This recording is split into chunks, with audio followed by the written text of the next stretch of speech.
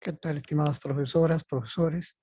Vamos a comenzar con nuestro curso de dificultades en la lectura, comprensión de textos y fluidez lectora como componentes del proceso lector. Me voy a permitir compartirles esta presentación de la Universidad de la Singularidad y las Ciencias de la Complejidad. Un saludo al doctor Francisco Javier Herrera González, rector de la universidad, un servidor, maestro José Enrique Rendón, pues compartiendo esta nueva lección de nuestro curso Dificultades de la lectura, comprensión de textos y fluidez lectora como componente del proceso lector. Esta es nuestra sesión número 5. Comenzamos con esta presentación, con esta frase de Oscar Wilde que nos dice: lo que lees cuando no tienes que hacerlo determina lo que serás cuando no puedas evitarlo. Es de Wilde, escritor, poeta y dramaturgo de origen irlandés. Pues bien, en esta sesión 5 vamos a ver algunas estrategias de comprensión de textos. Por un lado vamos a ver la estrategia de aproximación al texto, y en esta sesión vamos a ver las estrategias antes de la lectura. Vamos a ver que estas estrategias antes de la lectura pues corresponden a dos momentos muy importantes, que son la anticipación y la predicción por parte del lector.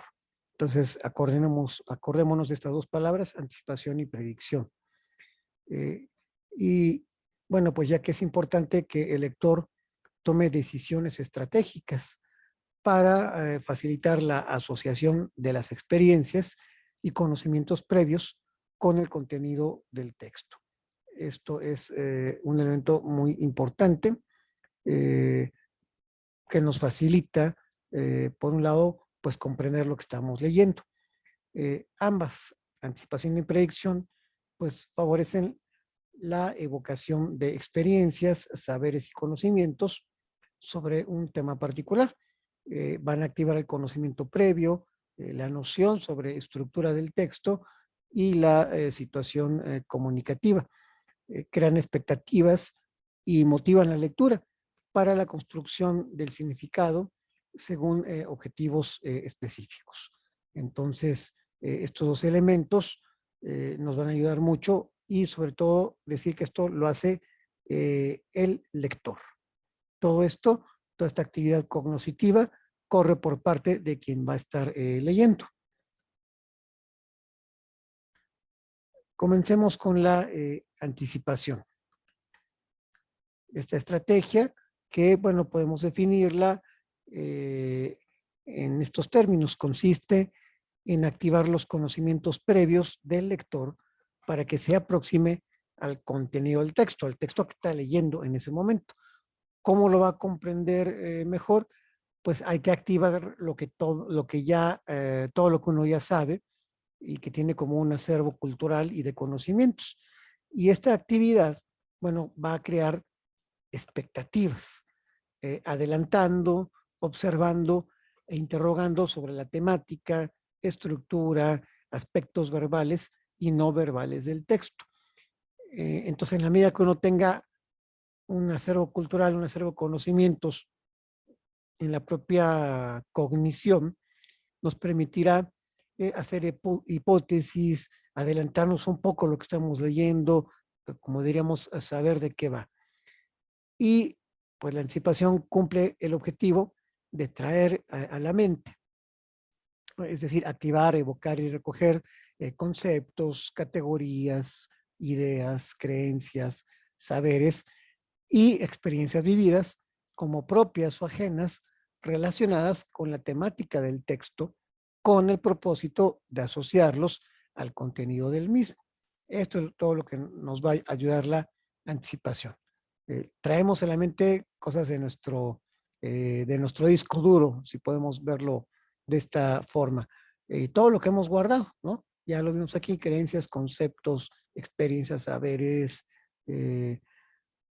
y puede estar relacionado o no con el tema que estamos leyendo del texto, pero siempre un texto nos va a evocar eh, recuerdos, experiencias, memorias, etcétera.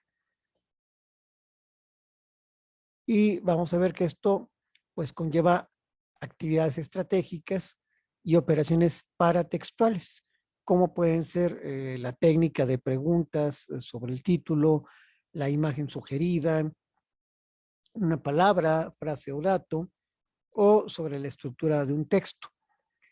Y esto, bueno, pues sirven de gran ayuda para la interpretación del tema durante la comprensión de textos. En el momento que vamos leyendo, evocando todo nuestro conocimiento previo, a su vez vamos interpretando el tema del texto, que a su vez también estamos comprendiendo. Entonces, vean todo lo que está jugándose en esta operación cognitiva desde nuestra psicología individual en el proceso de la lectura. Nos van a surgir ideas, recuerdos, reflexiones, como estamos viéndolo un poquito en esta imagen que tenemos acá abajo. Y esto, bueno, nos va a llevar a hablar sobre los elementos paratextuales. Los elementos paratextuales son las imágenes, gráficos, organizadores visuales, fotos, mapas, diagramas y hasta el mismo texto.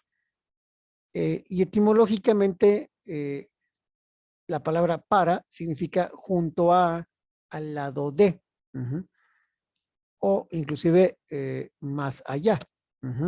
Si yo digo parapsicología, es como lo que va más allá del estudio de la psicología. Por lo tanto, la palabra paratexto o paratextual es el término que designa a los enunciados icónicos que integran el libro, el periódico, la revista, etcétera. Es decir, el documento lector, si podemos decirlo de alguna forma. Entonces, ¿qué es el paratexto? Enunciados icónicos que van a integrar este objeto. ¿Cuáles son estos elementos paratextuales? Vamos a ver que primero tenemos los elementos paratextuales de libros, como el que podemos ver aquí a su izquierda. Es decir, el lector explora previamente y da un vistazo a los elementos paratextuales antes de iniciar la lectura. Es lo primero que hacemos todos como una manera incluso quizás un poco intuitiva y automática. Es decir, muchas veces la preferencia o selección del texto a leer pues depende del atractivo que muestren estos elementos que por un lado pueden ser del autor o pueden ser de la editorial, en el caso que estemos hablando, por ejemplo, de un libro o de una revista. En el caso del autor, ¿qué es lo paratextual que nos fijamos? ¿Quién escribe la obra? El nombre, el título de la obra, el abstract o resumen, algún epígrafe, el prefacio o prólogo, la dedicatoria, el índice de materias. Vamos a ponerle aquí el acento de la palabra prólogo que nos faltó y aquí ya lo tenemos. El glosario, un apéndice, la bibliografía, todos estos elementos paratextuales corresponden al autor y nos pueden ayudar a la posterior lectura. Hacemos esto como una especie de paneo, de reconocimiento, para ver si ese libro vale la pena ser leído y puede ser dependiendo de todos estos elementos que ponga el autor. Y los otros elementos paratextuales los pone la editorial. Corresponde en este sentido al editor. Por ejemplo, la tapa, la contratapa, la portada y la posportada, el lomo, las solapas del libro, el catálogo, los derechos de autor con el copyright, el colofón, todos estos elementos los va poniendo el editor y la editorial en el sentido de cuando el libro lo tenemos en físico o en electrónico y vemos este tipo de elementos. Entonces, recordar que son el autor y la editorial los que van a poner estos elementos paratextuales en el libro que nos van a motivar o a poner curiosos para ver si lo leemos o no. Expliquémoslos un poquito más detenidamente, los elementos paratextuales del autor. Primero, el título del libro. Es un elemento externo y visible. Ujú. Refiere y resume, pues, escuetamente el contenido y el nombre del autor. Entonces, cualquier libro puede tener algún título. Vamos a poner este libro que tengo aquí a la mano. Se llama Antología de Gustavo Adolfo Becker. Ahí está el título y el autor, por ejemplo. Otro elemento paratextual, bueno, pues es el resumen o abstract. Es una referencia abreviada y precisa del contenido del texto, sin agregados de interpretación o crítica. No es un ensayo, es nada más una referencia abreviada. Generalmente, pues consta de 1 a 3 párrafos, es muy pequeño y con extensión de media página como máximo. Y entonces uno puede leer ese abstract, ese resumen y decir, ah, bueno, voy a comprar este libro, lo voy a leer porque me parece que vale la pena ser leído y puede ser precisamente por el abstract. Otro elemento importante para textual es la dedicatoria, que es un texto breve dedicado a personas o instituciones que estime conveniente el autor. Se coloca en la página que sigue al título con líneas cortas y casi siempre a la derecha. Vamos a ver si tenemos aquí algún libro con alguna dedicatoria entre todos los que contamos aquí. Creo que no tengo ahorita ninguno. Bueno, ahorita vamos a checar a ver si hay alguno que podamos poner un ejemplo con la dedicatoria. El epígrafe es otro elemento paratextual. Es la página incluida luego de la dedicatoria y antes del prólogo. Y tiene pues las funciones de comentario del título y texto como anexo justificativo. Eso es lo que es un epígrafe que también nos puede ayudar a hacer la posterior lectura de esa obra literaria. Y otro elemento que tenemos aquí es el prólogo. Vamos a ponerle la R. El prólogo o prefacio, que es un discurso persuasivo, aquí sí tiene esta intención, que el autor u otra persona, amigo del autor casi siempre, produce a propósito del texto para informar o aclarar datos acerca del libro, la importancia del tema, origen de la obra, secciones que comprende y agradecimientos también a colaboradores. Entonces, ese es otro elemento que va poniendo el autor o un amigo del autor, en este caso del prólogo o del prefacio. Otro elemento que para textual del autor es el epílogo. Son comentarios aclaratorios del autor para indicar eventos, sucesos o ideas que surgieron después del trabajo ya terminado. Se terminó de escribir el libro y luego se hace un epílogo para poner algunas ideas. Entonces uno también puede empezar por leer el epílogo. Un elemento también importante es el índice, que es pues la tabla de contenidos o de materias, la tabla de los capítulos o los subcapítulos, etcétera. Y se acostumbra ubicarlo después del prólogo. A veces el índice viene hasta atrás del libro, dependiendo, ¿no? Como cuál es el estilo y la edición del editor. Pero bueno, todo esto sigue siendo escrito por el autor.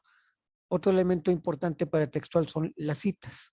O sea, tienen como finalidad probar un hecho o reconocer una idea ajena que contribuye al desarrollo temático.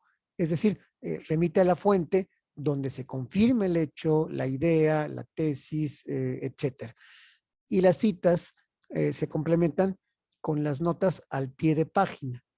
Y usualmente, bueno, se destacan usando algún tipo de letra distinta a la normal de texto, que normalmente es una letra cursiva o a veces la ponen más pequeña en la parte de abajo de la hoja que uno está leyendo. Otro elemento también para textual importante son las notas.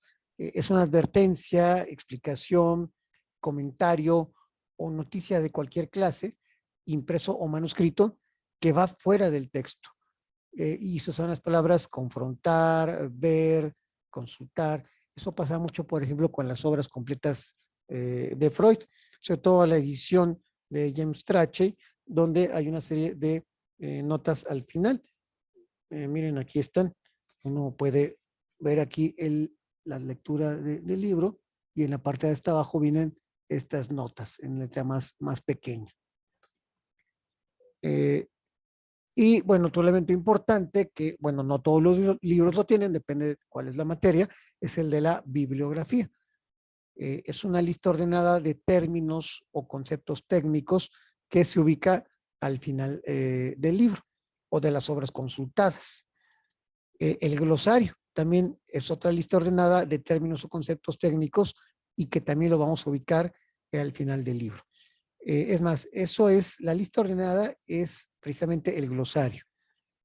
La bibliografía, vamos a hacer aquí la corrección, es precisamente es una lista ordenada de libros u obras consultadas. Y normalmente es ordenada por orden alfabético. Aquí ya lo pusimos para no generar confusión. También tenemos como otro elemento paratextual el apéndice, que se incluye al final del libro como complemento. Textos, cuadros, documentos, testimonios, encuestas, fotografías, y ese sí es lo que va al último. Por eso se llama apéndice. Y por otro lado, vamos a tener los otros elementos paratextuales de periódicos, revistas e infografías. Por ejemplo, en el caso de estos medios, pues ellos contienen elementos paratextuales un tanto diferentes al libro. Por eso los juntamos, ¿no? En otro grupo de elementos. ¿Cuáles son estos elementos paratextuales? Por ejemplo, en un periódico. Aquí, bueno, tenemos las ilustraciones, por ejemplo, de algunas revistas, quizás algunas bastante conocidas, y de periódicos, también digamos como los de mayor circulación nacional en México. Vamos a tener aquí pues los elementos paratextuales de un periódico. ¿Cuál es? Bueno, primero también el título, que es un texto en tamaño de letra más grande, en minúscula o mayúscula, que refleja objetivamente el sentido connotativo del mensaje. Esto es un elemento que podemos tener nosotros aquí. Vamos a regresarnos a esta. Ok. Entonces, que nos quede claro cómo va a funcionar esta parte del título. Pasemos ahora a otro elemento paratextual que se llama volar. Es un texto en mayúscula, en letra menor que el título o mayor que el copete o bajada, y va a aclarar el significado del título, contextualizándolo. Es como un subtítulo, por decirlo de alguna forma. Viene lo que se conoce como la bajada, que es un breve resumen del texto. O sea, se escribe debajo del título y los tres elementos textuales sintetizan la noticia importante del periódico.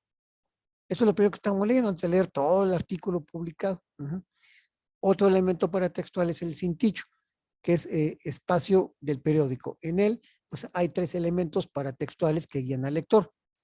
Data o datos, que incluye lugar, la fecha, día, mes y año de publicación del texto, la sección, que es la consigna, el contexto espacial y sociocultural de la información, si es local, internacional, deportivo, política, esa es la sección de deportes, por ejemplo, ¿no? Cada periódico tiene varias secciones.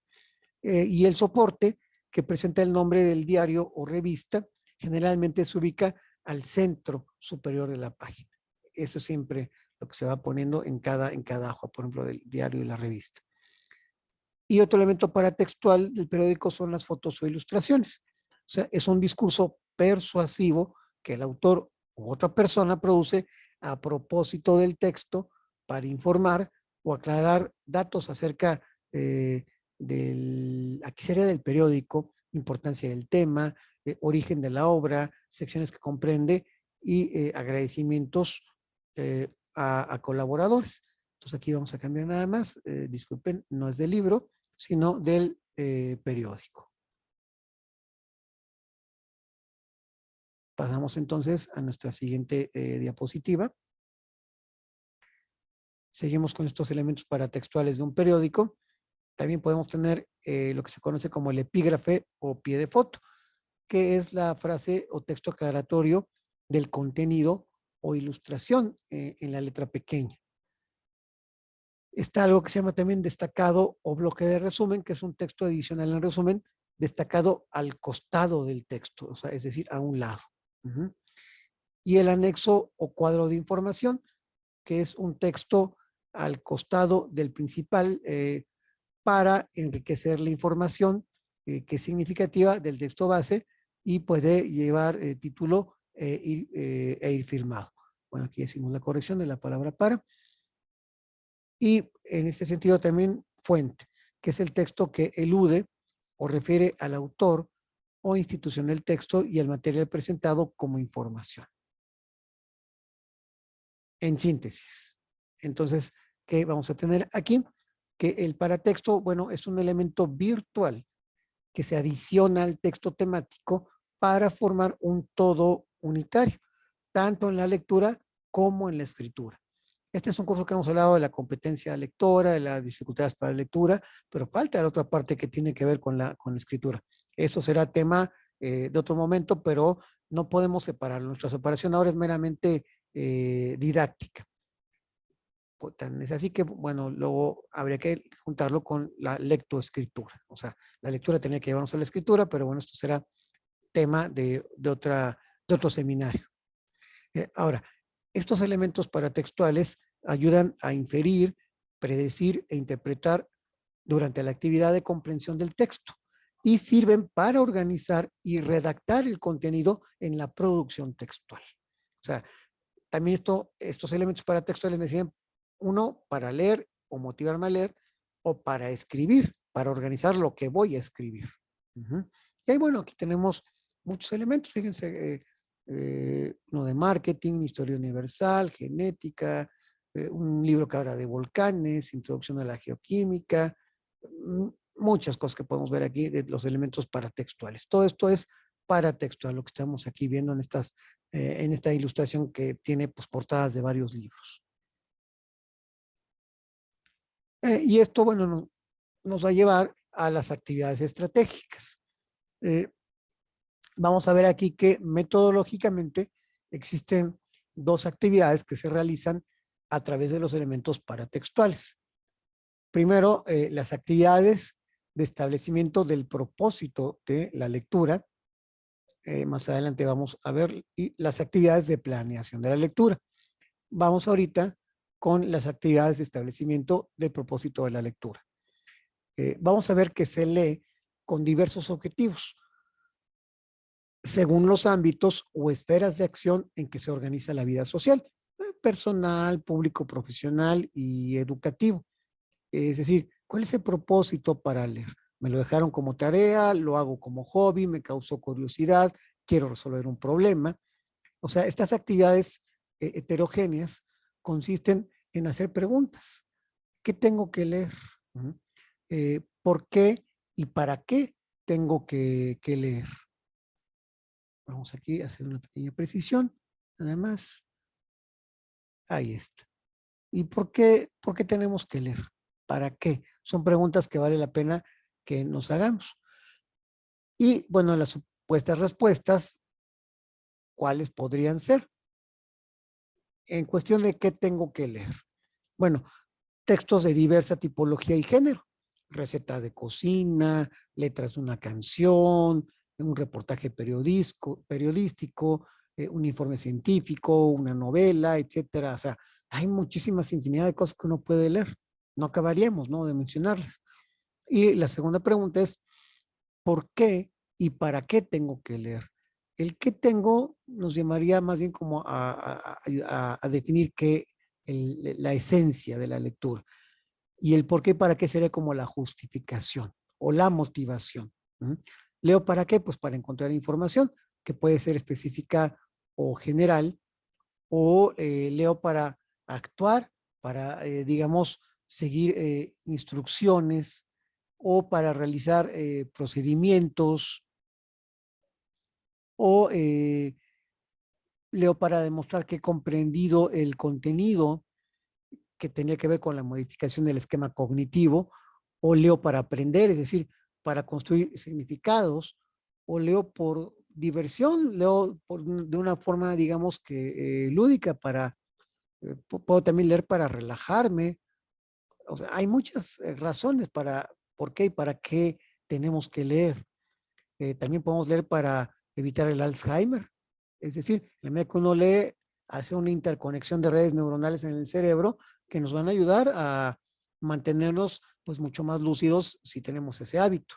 Esto lo habíamos comentado en el curso pasado. Y por otro lado están las actividades de planeación de la lectura, que son las distintas acciones y operaciones que conducen a activar y aportar conocimientos previos a la lectura. Responden a las interrogantes: ¿qué sé acerca del contenido del texto? ¿Qué otras cosas ayudan a acercarse al autor y al tipo del texto? Vamos aquí a hacer esta precisión nada más. Ahí está. Permítame un segundo. Aquí ya nos quedó mucho más claro. Entonces, todo esto, bueno, pues son actividades de planeación de la lectura. ¿Qué cosas nos ayudan a acercarnos al autor y al tipo del texto? Como podemos ver aquí en estas imágenes. En cuestión de las actividades, ¿qué habría que hacer? Bueno, elaborar un plan para leer el texto. ¿Qué descripción tendríamos de esta actividad? Bueno, consiste en activar los conocimientos previos del lector para que éste determine sus propósitos de lectura. O sea, ¿qué es lo que ya tengo previamente para poder determinar para qué voy a leer algo? Otra parte de las actividades es representar la estructura del texto. Es decir, si es narrativo, o sea, que tiene un inicio, un nudo y un desenlace, o si es un texto científico, que tiene una introducción, un desarrollo temático y una conclusión. Eso es la estructura del texto. Y la siguiente parte de la actividad, las actividades es analizar la estructura de un párrafo. Aquí, si nos vamos a la descripción, pues es determinar la organización temática del párrafo. Si es analizante, sintetizante, encuadrado, etcétera.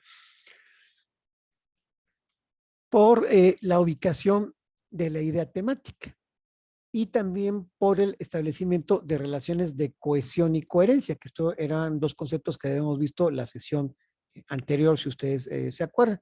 Entonces, hay que analizar la estructura del párrafo para ver cómo está organizado. Entonces, acordarse que tenemos estas tres actividades: elaborar un plan para leer, representar la estructura del texto y analizar la estructura del párrafo. Y esto nos va a llevar también a ver las estrategias de predicción, que es el segundo elemento. ¿Cómo podemos definir la predicción? Bueno, pues es la capacidad para suponer sobre la temática y el pensamiento del autor. Es como una especie de adivinación, si quiere uno verlo, pero no es una adivinación sacada de cualquier lado, ¿no? O sea, supongo sobre la temática dependiendo, bueno, de muchas cosas que yo ya tengo en mi estructura cognitiva. Cuando uno dice, ya sé de qué va a tratar, o ya sé como por dónde va el autor. Entonces aquí el lector hace predicciones a partir de los significados de las palabras que va reconociendo.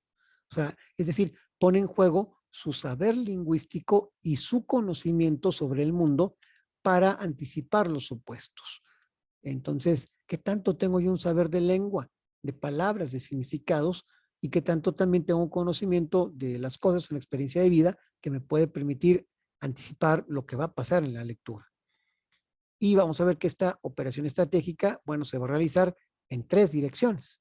Primero, bueno, determina los objetivos de lectura. Segundo, activa los conocimientos previos. Y tercero, formula hipótesis acerca del contenido, el punto de vista del autor con respecto al tema y la tipología textual. Pues aquí en estas tres direcciones de esta operación de predicción, vemos los objetivos, los determinamos, activamos lo que ya sabemos y generamos explicaciones tentativas, porque eso es, digamos, como una hipótesis acerca del contenido, pues, de esa lectura.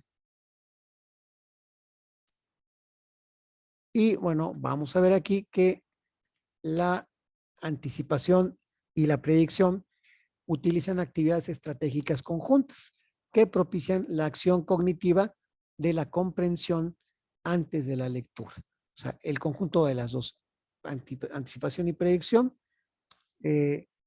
cuando se están dando una forma unida o conjuntamente, pues van a llevarnos a que nuestro aparato cognitivo empiece a trabajar para comprender un poco desde antes lo que vamos a leer. O sea, todo esto es previa lectura y lo va a hacer el lector. Es decir, cuando nos ponemos frente a un libro, ya estamos cognitivamente más o menos preparándonos cognitivamente para poder hacer un acto de aprehensión y de comprensión de lo que vamos nosotros a revisar. Es decir, a leer. Entonces aquí se establece el propósito antes de leer. ¿Cuál es ese propósito? Entretener, obtener información, profundizar en un tema, comunicar, participar de alguna noticia, etcétera, etcétera. Por otro lado, también se activan los conocimientos previos en relación al tipo de texto, tema y situación comunicativa en la que se lee el texto. Entonces, siempre cualquier lectura va a activar lo que ya sabemos o la posible lectura. Y también se va a detectar la estructura de los textos, que puede ser una estructura externa o interna. Si ese texto es expositivo, argumentativo, es decir, que de razones, y explicativo, que explique, que, bueno, valga la redundancia, que nos muestre causas y toma la noción, pues, también de patrón del texto. Y también otro elemento importante es que aplica estrategias de muestreo que le permiten seleccionar la información relevante, útil y necesaria, de tal manera que el aparato perceptivo del lector no se recargue, es decir, no se atasque o se cargue demasiado. También, bueno, hace predicciones que permiten al lector anticipar sobre la temática del contenido del texto. O sea, uno ve estos elementos paratextuales y uno dice, bueno, ya sé de qué va a tratar. También, pues el lector puede hacer inferencias que resultan imprescindibles para comprender y o interpretar la información que no está explicada, que no está, digamos, como consciente, no está en el texto, dirían los hermenéuticos, sino en el paratexto. Entonces, las inferencias se deducen del contenido del texto y de las experiencias previas del lector. Esto es bien importante. Una inferencia es una conclusión que se da a base de ciertas premisas, pero ¿de dónde las deduzco? De lo que está contenido o de lo que está escrito en un texto cualquiera y de toda la experiencia previa que yo tengo, de mi bagaje cultural. Entonces, para algunos estudiosos, estas constituyen el núcleo mismo de la comprensión, porque permiten procesarse no solo la información impresa en el papel, sino también aquello que el lector conoce acerca de algo. Si voy a leer sobre astronomía, un tratado de astronomía, y ya tengo yo conocimiento de astronomía, ese conocimiento previo me va a ayudar a tener una mejor comprensión de lo que voy a leer. Otro elemento también importante es que identifica ideas en el tema del texto. Es decir, ¿cómo se hace esto? Discriminando la información relevante de la que no lo es decir, de la no relevante. Y también el lector determina ideas secundarias y detalles que completan o mejoran la explicación, pues, de alguna idea principal. También, bueno, se pueden usar organizadores gráficos que facilitan la representación de la estructura del texto, la comprensión y retención de lo leído, porque estos contribuyen a ordenar y jerarquizar las ideas principales y secundarias, y también establecer relaciones entre ellas. ¿Cuál es el organizador gráfico?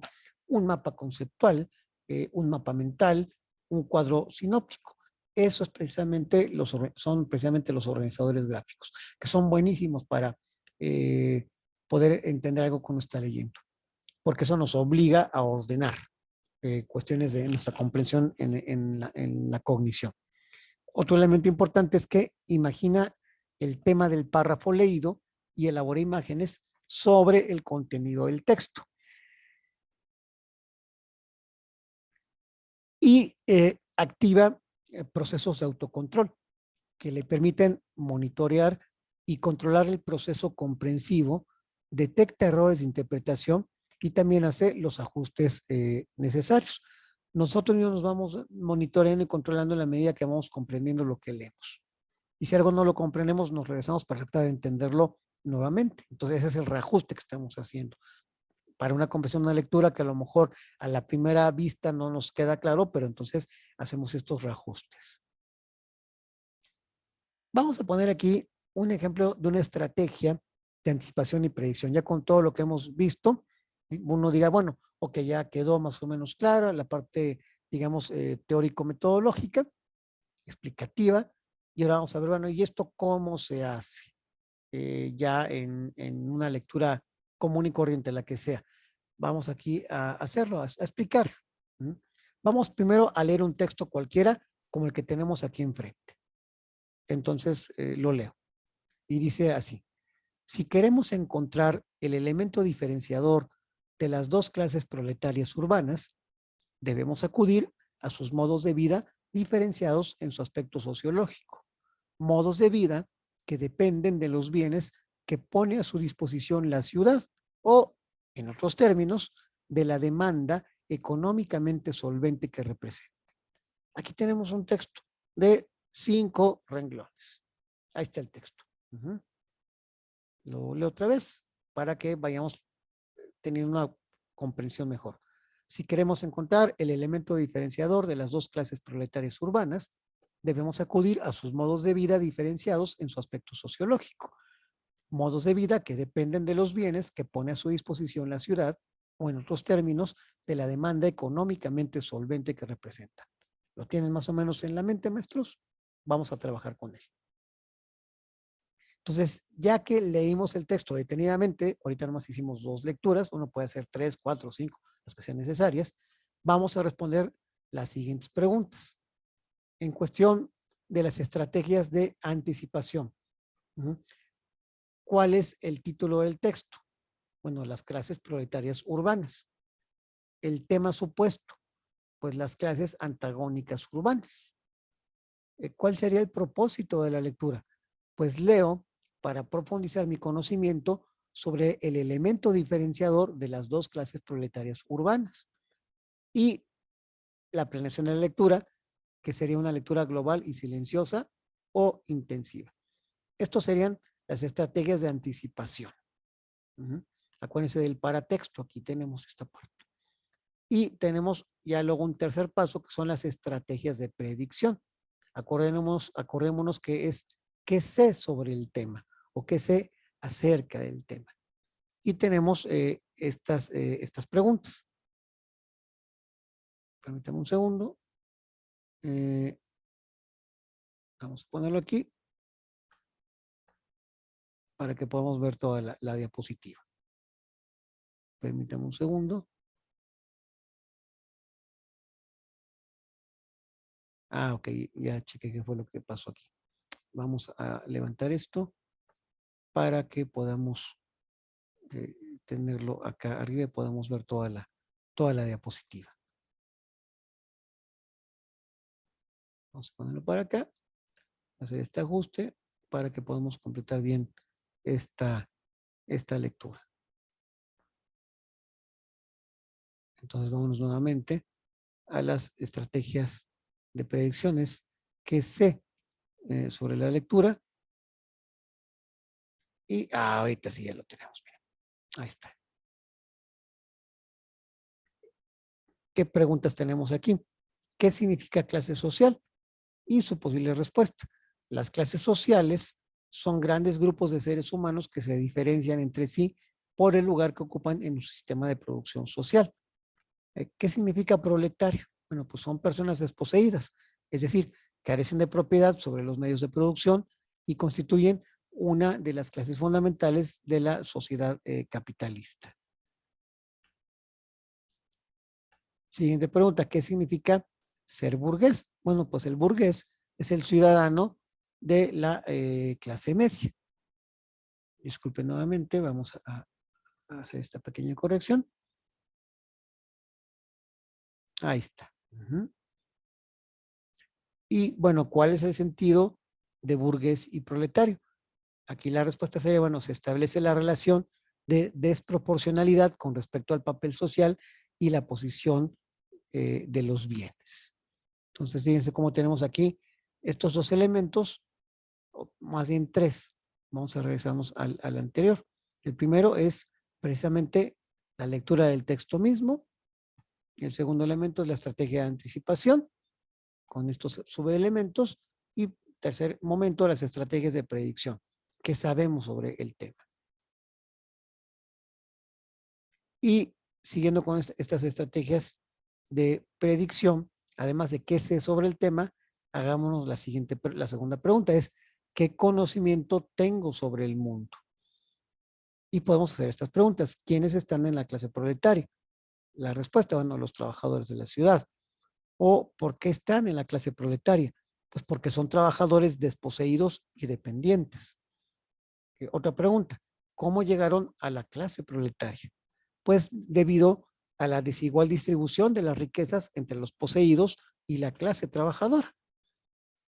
Otra pregunta, ¿cómo podrán salir de la clase proletaria?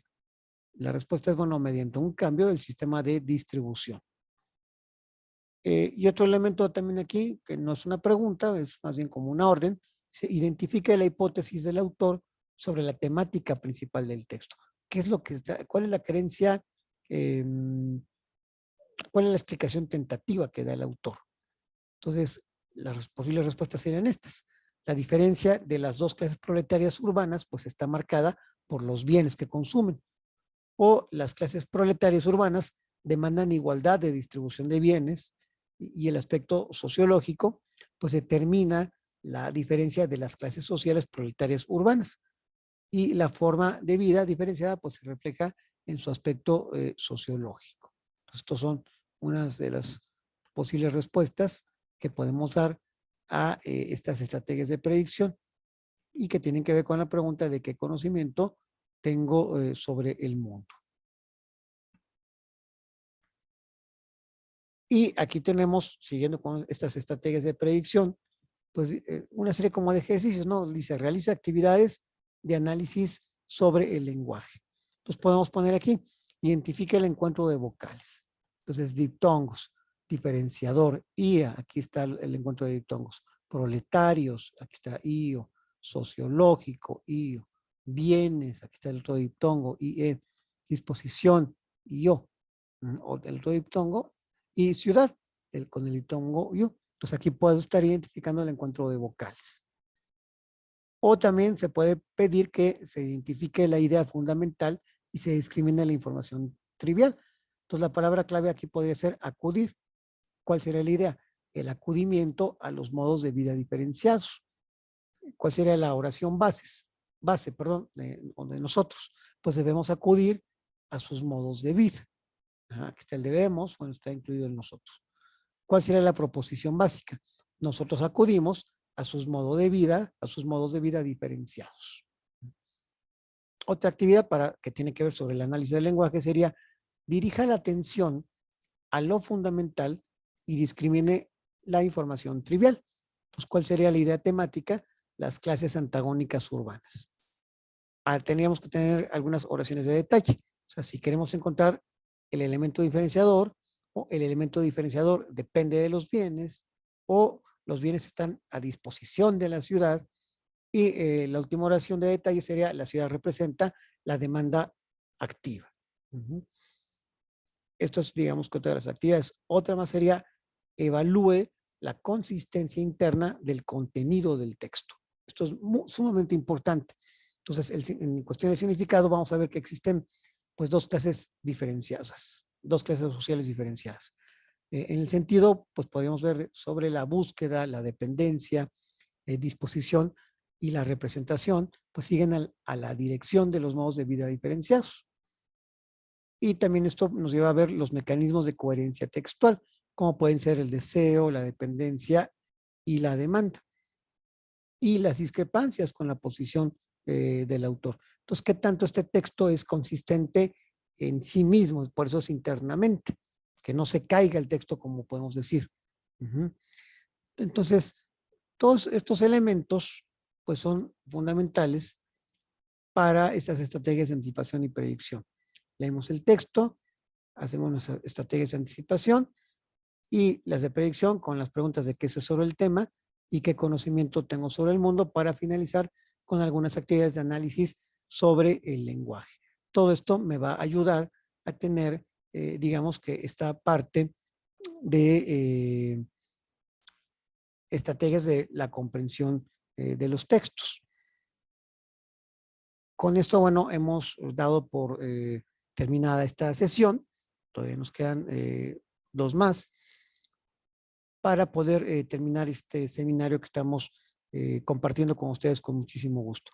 En la siguiente sesión vamos a ver ya la tercera parte de este curso, que es la fluidez lectora. Hablaremos sobre la arbitrariedad en la letra sonido y de las dificultades para adquirir fluidez lectora. No me queda nada más y nada menos que agradecerles su atención. Cuídense mucho y nos vemos en el siguiente programa de la serie. Que tengan excelente noche, tarde, día, a la hora que estén ustedes viendo este video. Hasta luego.